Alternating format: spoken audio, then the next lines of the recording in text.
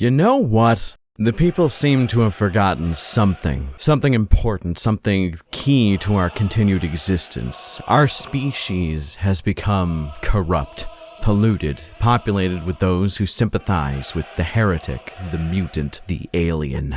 Those who seek the succor of the Tau Empire. Those who seek the silent embrace of the Tyranid, who they worship as a graven idol. They seek the release from duty that the ruinous powers provide. They seek the easy way out. But we have to drag them by the hair, kicking and screaming back into the light of his divine way. We have to show them once more who we are. We have to show these non-believers where we come from. We will remind them the feeling of our boots on their throats. We will remind them why wrath, when applied righteously, is the singularly most important aspect of humanity. Through sweeping gales of fire and hate, we will not balk. Through a torrent of storms, we shall never relent. On the sea, in the air, and on the ground, we will take the fight to the enemy no matter where they lie. We will drown out the sounds of gunfire and artillery shells with the shrieking cries of their blood-soaked dead. For I am, Arthur.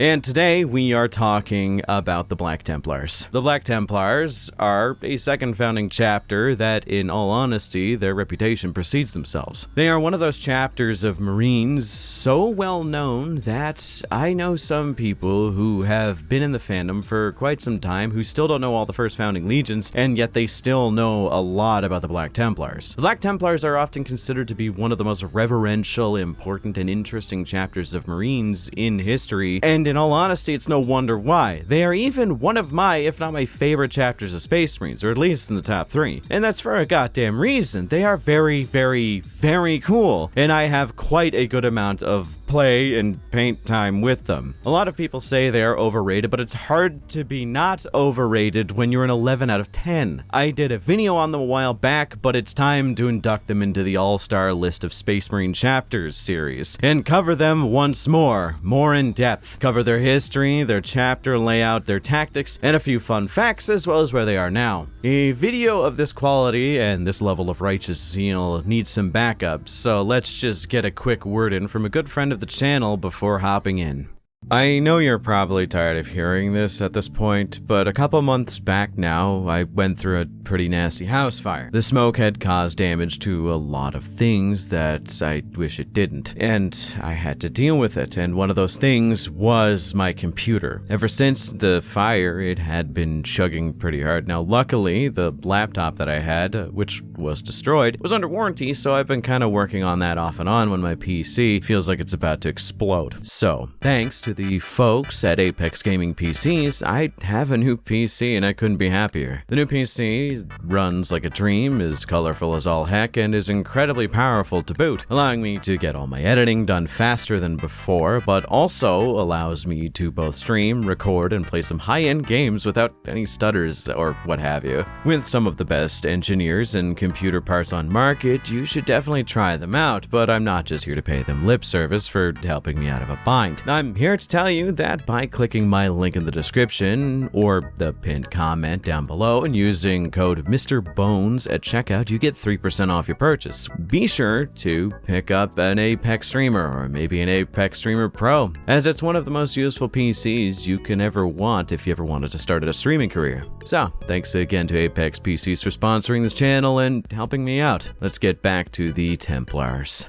The Black Templars are one of those chapters that I don't need to describe them to you in too much detail. They wear their aesthetic on their sleeves. I can show you art like this and then say, hey, isn't that fucking cool? Or art like this. These dudes just aura farm with their mere presence and I love it. They are some of the coolest Marines in history and they are a chapter I still play to this day. I have off and on considered changing everything over to Minotaurs, but I think I'll always play Black Templars in some capacity, but enough of me waxing about how cool they are. Who are the Black Templars? Or rather, where did they get started? Easy-ish. Okay, so the Black Templars started in the original Legion of the Imperial Fists. In the original Imperial Fists, they were very much an incredibly secular group, abstaining from all religion and superstitious behavior, and trying as hard as humanly possible to stay as close to the Imperial truth, which is the belief that singularly the progression of mankind is the most important part of humanity's goals. But towards the outset of the Horus Heresy, the first captain of the Imperial Fist, Sigismund, felt another calling in mind. There was a lot of things that had to line up for this to happen, but in general, he realized that maybe this whole god thing was kind of cool, and thus he started to believe in the Imperial Creed that had been arising among religious fanatics in the Imperium. One thing led to another, and Sigismund became one of the first, and yet somehow the most strongly zealous Space Marines to ever exist. He kind of brought disgrace to Dorn, and Dorn almost killed him for it, but the thing is, and this is a very consistent trend for both Sigismund and the chapter that he will eventually grow on to lead, the dude was just so proficient at what he did that they kind of let the intense religious fervor slide a lot more than they probably should have. But Sigismund was really good at killing things. Like, so good that it was described that at the peak of his existence, there wasn't a man alive that could beat him in single combat. Hell, even Karn, juiced up from the butcher's nails and Khorne, had a hard time doing really anything to Siggy. So this history of martial excellency, religious fervor, and being loud kind of made it an easy choice when, after Dorn was pressed enough, to sum up that debacle a little bit too shortly, to agree to divide his legion up, he made the Black Templars one of them, excising the more religious fanatics of his chapter into their own chapters so that they could have more of a regular Imperial Fists aesthetic rather than having them potentially being corrupted by the wacky hyper-religious nonsense that Sigismund was kind of on about. Though this had a really funny side effect of making the Black Templars in their current day incarnation the strongest chapter of Space Marines in the setting, which is funny, but we will get to that. Sigismund led the chapter as its first, I guess you could probably say, chapter master. We'll get into why I hesitate a little bit on this a little bit later once we cover the structure of the chapter, but yeah, he led them for centuries, leading them on crusades. See, the biggest thing to note about the organization of them, at least lightly, is that due to the edicts that Rabute Gilliman enacted, no singular Space Marine chapter, unless under specific circumstances, could ever hold more than 1,000 Space Marines. Now, one of those specific circumstances is if they launched a crusade and needed to recruit a whole bunch of guys, or at least a whole new chapter of guys, to go embark upon that crusade. So, fun fact about the Black Templars, they have never not been on crusade. At one point, they were on 14 crusades at one given time. The current estimates of them are at 6,000 Marines, but to go back a little bit more, Sigismund hated the Codex Astartes, but abided to it only as much as he needed to not see censure at all, and he lived on crusading and killing the enemies of mankind for as long as he possibly could, until he got into a one-on-one duel with Abaddon the Despoiler. He was basically like half of a percentage lower in terms of physical capabilities than that of Abaddon, because this was Sigismund at like 1,000 years old. He was a little bit advanced and was a little slow in comparison to his prime. He still basically won the fight. He gambled his life away, getting sliced in half to jab the Black Sword, which we'll get into what the Black Sword is later when we talk about the Emperor's Champion, but he jabbed his massive greatsword into the chest of Abaddon, which in any other circumstance would kill a normal Space Marine, but Abaddon has plot armor, which is bullshit. But yeah, Sigismund ended up being sliced in half and dying, literally cussing out Abaddon all the way to heaven, where he belongs, as any good soldier should. Thus, a new chapter master was elected, and they began engaging some of the most brutal acts of warfare and religious zealotry in 40k. These are kind of the guys you want on your side if you're not loose on the rules. They will work alongside any Imperial citizen or force as long as they have faith in their heart, but they also have no patience for the alien, the mutant, and the heretic. This is because it's shit like that that led to the heresy. Like, they don't care about your culture as long as you pay reverence to the Emperor. So yeah, they also try and keep the chapter's gene seed as clean as humanly possible so that, you know, there's not much deviation and no chance of mutation. Hell, they don't even have a librarius because they see psychers as anathema to their cause, which is so flavorful. They abhor mutants. They hate those who are different to what they believe the Imperium should be. They don't give a shit about race, culture, or creed as long as you follow the Imperial tenets and as long as you follow what you are told to do by the Imperium, then it doesn't really matter. But I think that's enough of an overview for what we are doing now. So let me get into the chapter organization, because these guys are kind of laid out a little bit weird. But yeah, let's talk about the weird crusading structures they got going on now.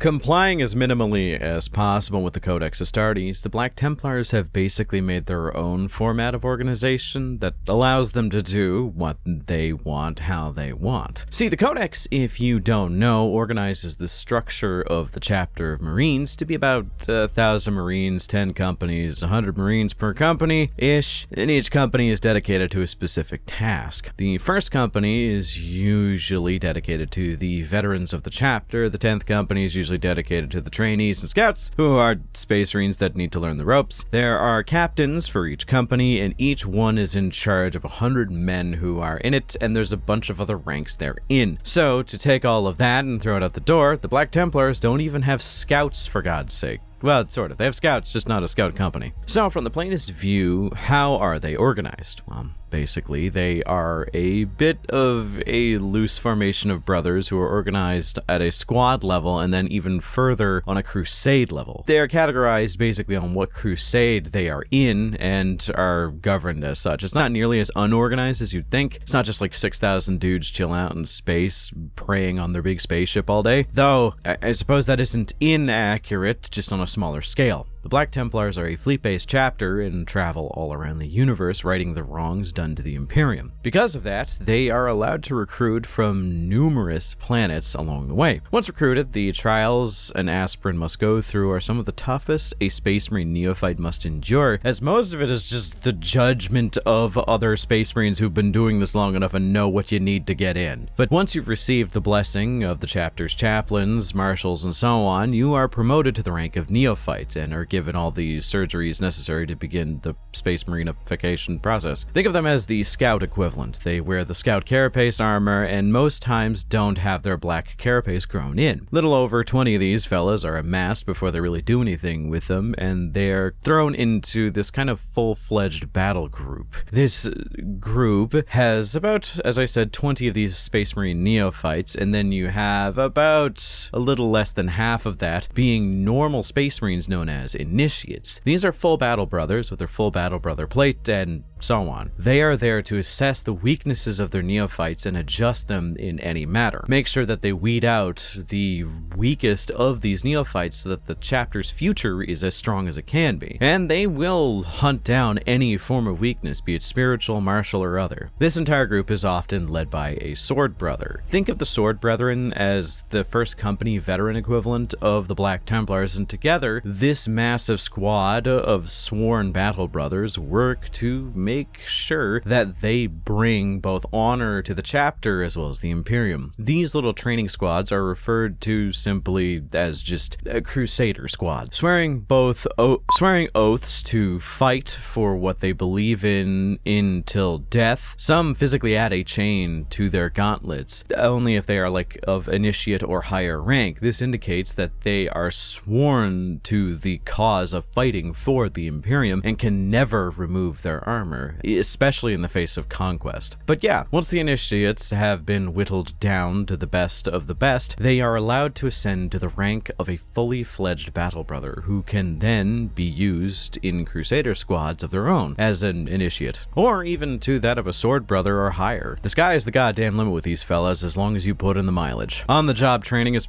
pretty funny actually when you think about it, but they can also get traditional scouts, which is cool because it is a very pragmatic role to have, though these are usually just neophytes who equip themselves with missile launchers and hide in the brush to see what's going on ahead of them before a regular Templar squad goes in to maul everything to death. So it's kind of fun. The Sword Brethren are a cool topic, so let's kind of circle back to them, as the chapter's first company vets are often in a position to be promoted to officer positions quite often. They usually usually roam around in squads of hyper-decorated dudes carrying cool-ass power weapons and whatnot. And all of their kits throughout the years have been some of the most interesting Space Marine kits to build and just put on the field as possible. Very decorative. In terms of command structure, the officers of the Black Templars, it's quite easy to understand. Basically, the officers of the Black Templars are some of the most standard stuff, like, like apothecaries. They usually wear stark white. You can recognize them. Sword Brethren, as we mentioned before, usually have all black armor with no white, but with red trim and a red heraldic cross. The chaplains are referred to as wearing the blackest of the black, as they wear completely pitch black armor with a single white heraldic cross on both shoulder pads to indicate they're a part of the Black Templars. I will also state that chaplains are one of the most respected ranks in the chapter. Generally speaking, in a faction of people who are obsessed with religious piety, the people who actually maintain your soul are on top in terms of just respect. There are a few ranks above them,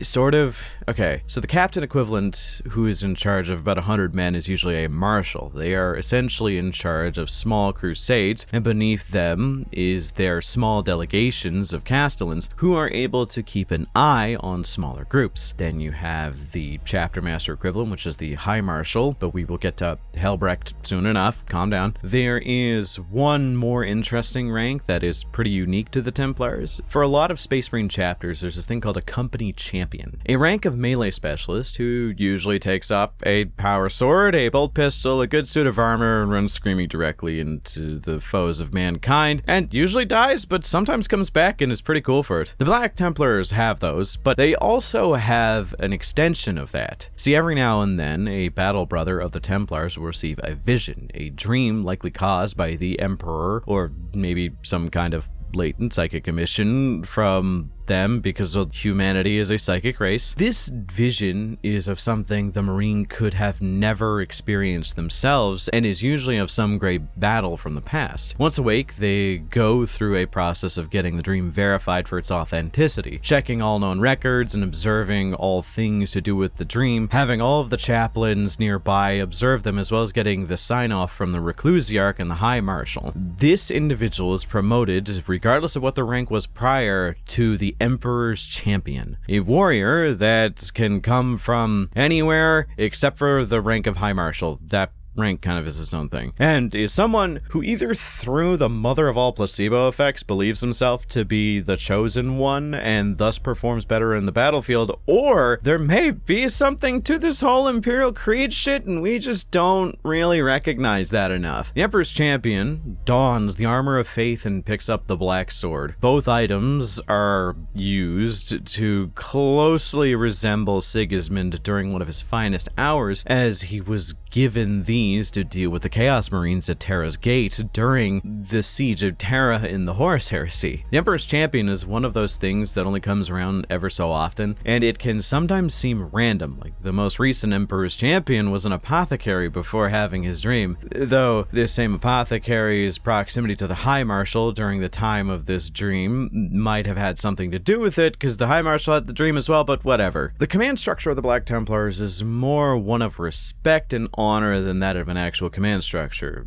See, they all bow to that of the High Marshal, as he is someone who could literally be no one else. Like, if you are the High Marshal, you deserve that position, and thus people tend to listen to you, and also respect the traditions of the chapter and the rules. Outside of, say, Sword Brothers and Chaplains, everyone else kind of treats everybody else as like a battle brother. Yeah, of course, there is respect for rank and so on, and don't enter someone else's quarters who is a higher rank than you. I know that there are some instances where a neophyte entered High Marshal Helbrecht's office without asking permission first and was likely servitorized for this, but yeah, there is a lot of respect once things get down to the squad level. There's actual instances of the High Marshal, an Emperor's Champion, and just a bunch of neophytes being put into one squad, and Helbrecht actually told some of the neophytes, treat me as if I was anybody else, and that's kind of the level of brotherhood that the Black Templars have. That's their whole shtick. So outside of all all that, they work together to accomplish so many different important goals. But what is the main goal that they try and accomplish as a chapter? It's simple. Kill orcs. Okay, there's more to it than that, but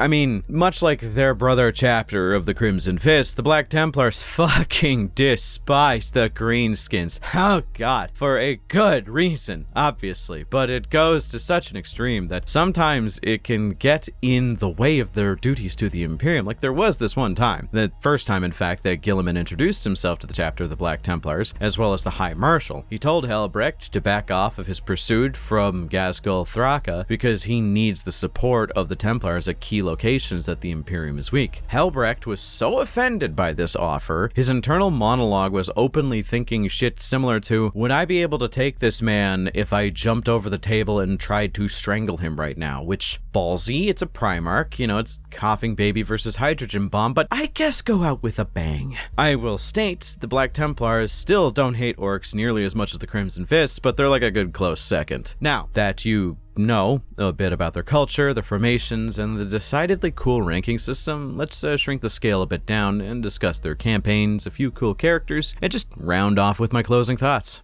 In terms of campaign history, you really can't discuss the Black Templars without bringing up two specific major events. Event number one is the Scouring. The Black Templars are very, very, very important to the Scouring, which was basically the massive centuries-long event that involved the Imperium saying fuck off and die to the remaining heretics that were not in the Eye of Terror or hiding somewhere at that point. The Black Templars, being led by Sigismund at the time, were pretty interested in killing traitors, so they applied themselves well and earned a lot of commendations, which allowed the rest of the Imperium to kind of forget the fact that they were amassing a massive army of dudes when they were probably not allowed to. This led to them having a great degree of pride in their work, as well as a buttload of relic war gear stolen and reconsecrated from the less corrupted aspects of the traitors they were killing, as at that point they were basically just renegades, a lot of them. The next major event they partook in, which is kind of the most important, I guess, is the Battle for Armageddon?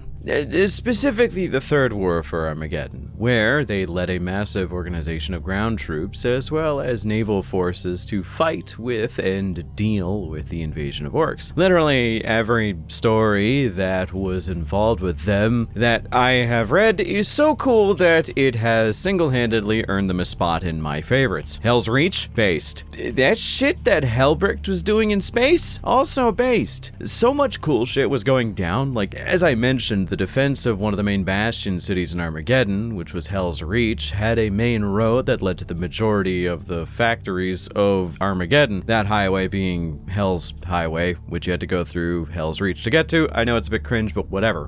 Basically, there was a large section of Black Templars led by the recently appointed Merrick Grimaldus, who is now appointed as the Reclusiarch of the chapter, to keep that city protected from its complete destruction. He ended up actually fending off the orcs that were going there and being literally the only survivor of that battle, well, except for like maybe 2 or 3 soldiers that were in the church with him that ended up living through the rubble. The naval battles in space with Helbrecht earned him such a reputation for being one of the best, if not the best pilots the Imperium has to offer. Basically makes it so that whenever he enters a ship that is not directly under his command, the pilots usually automatically assume he's going to take control of their ships and give him command of the throne, much to his annoyance in some situations, but whatever. This war also really cemented the Black Templars' absolute ass-mattedness level of hatred towards the orcs, especially the Beast, aka Ghazghkull Thraka, to the point where Helbrecht spends a great deal of time trying to hunt that orc down wherever he goes, which I think is really funny, but we shall get to why in the future. The event we should actually be talking about outside of those is the Howling, but no one likes to talk about the Howling. But it is canon. Basically, a psychic cyborg super alien took over a massive swath of space and killed trillions of people. The Black Templars were one of the chapters sent in to deal with it. They were actually the ones to kill the Cacoddominus in lore, which is the name of that alien that caused the Howling. And to this day, they used its skull as a means to ward off evil and sorcery. Fun fact, that I actually love just throwing this around, you can actually purchase the skull of the Cacodominus. It's a literal plastic upgrade that you can get from the Black Templars Primaris upgrade kit. It's funny because in past editions it gave nearby psychers migraines so bad that it would kill them, which is terrifying to think that it's been dead for about like thousands of years and it still affects the world around it. But I'm throwing out some names here and there that you may not know, so let's break them down, starting with the one, the only, the best and most pious man in the universe, High Marshal I made the charge, Helbrecht. Helbrecht is so comically overtuned in lore that god-tier psychers and demons don't really hold sway over him, which is terrifying. Hell, I mentioned that we should have stuck a pin in his hatred towards Ghazghkull Thraka, and this is the point where I'm pulling that pin out and checking the notes so that I can remind you. When Rabute Guilliman came to the Black Templars to gain their assistance on a lot of important matters in the Imperium, which there were quite a few that he needed help on, by the way, if you didn't know. Currently, the Black Templars were dedicating a grand majority of their forces to chasing down Ghazghkull Thraka, and they were quite obsessed with that. So when Guilliman said, hey, stop that, we need to give you the Primaris stuff so that you can be stronger, better, faster, and more impervious to corruption than you already are, well, Helbrecht was very close to jumping the table and attacking Guilliman, but he, contained himself long enough to say, okay, I'll let the orc go for now, and then he took all of the Primaris stuff. He also told Guilliman that even if he is going to take the Primaris stuff, which is an entirely secular force, he said, it doesn't matter what you say, they are all going to be warriors of the Imperial Creed by the end of it, or else they will not be members of the Black Templar faction. So, Guilliman, realizing that he really didn't have a choice in the matter, conceded. So his faction is still as pious as ever, even with the implementation of the new Primaris Marines. Hell, Guilliman was actually nervous about meeting Helbrecht because of his reputation, and he thought that they were actually going to bomb his Torchbearer fleet on the way back, thinking that he was some kind of false idol, because the Black Templars are very familiar with the War of the False Primarch. Helbrecht has golden bronze armor with a missing arm from the elbow down that he lost in a duel with Emotech the Stormlord, which you may look at and think, oh, that's cool, but you guys don't understand. He survived a duel with Emotech the Stormlord as a mortal and not a god. Sure, he lost and was delimbed as a result, but guys, he's Emotech.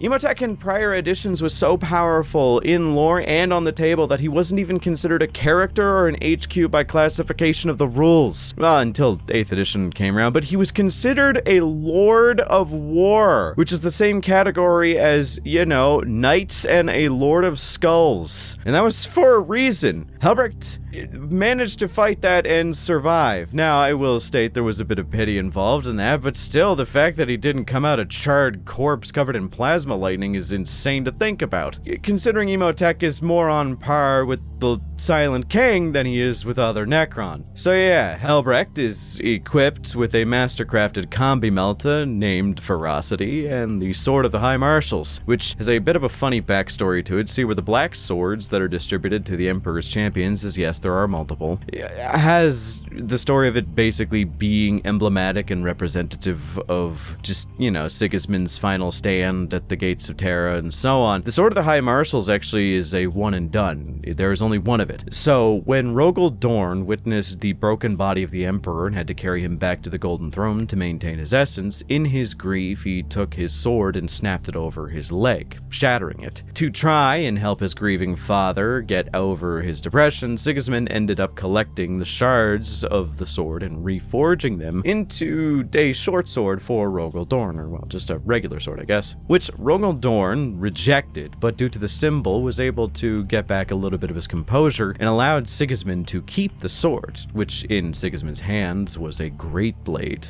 This is the Sword of the High Marshals, and only the leader of the Black Templars can have it at any point. This sword used to be wielded by a Primarch to some degree, but the mightiest warriors with one of the sickest models in the game is only as cool as his faction requires, and his faction also requires one of the holiest men to back him up. Merrick Grimaldus, the current Reclusiarch of the chapter, is one of my favorite characters in the setting, if not my favorite. He has depth, he's interesting, he has personality, and his model is so cool because it is not one model and it reeks of so much flavor. See, it is him with 3 Cenobite servitors carrying 3 relics from the church he did making his last stand-in during the final battle of Hell's Reach. He was the only one to survive, so he took some of the relics that were in that Sisters of Battle chapel and carries them with him as a final reminder of what happened. His drip? Cool. His temper? Legendary. His gear? Powerful. And if you don't like him, we can't be friends, because even if you don't like the Black Templars, you gotta admit Hell's Reach was kind of cool. He ministers to the chapter's spiritual needs, and it's become such a fun thing to see him pop up in books. Like when he teams up with the Celestial Lions to go straight to the manager's office of Terra to lodge a complaint about the Inquisition. It's so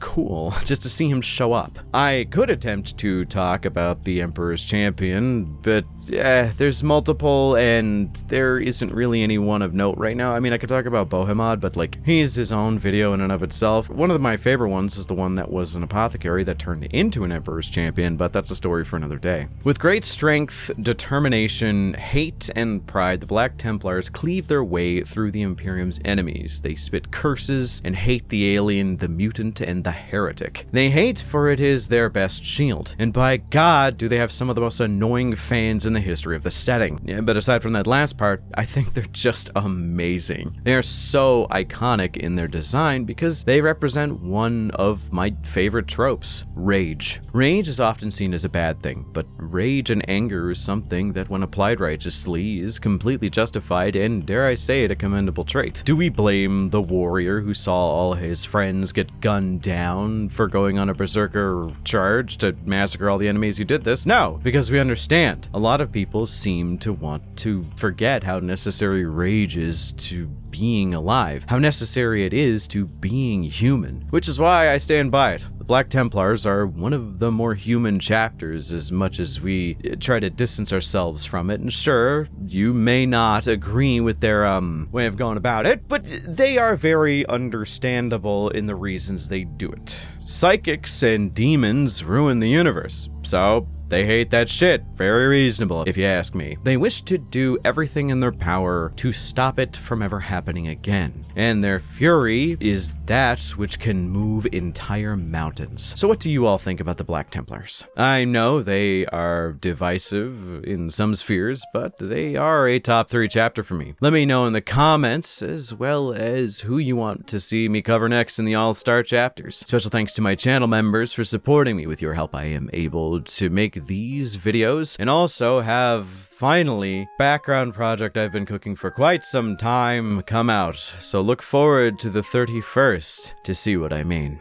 Thank you all for watching once again. Until next time, I hope you all have a wonderful night.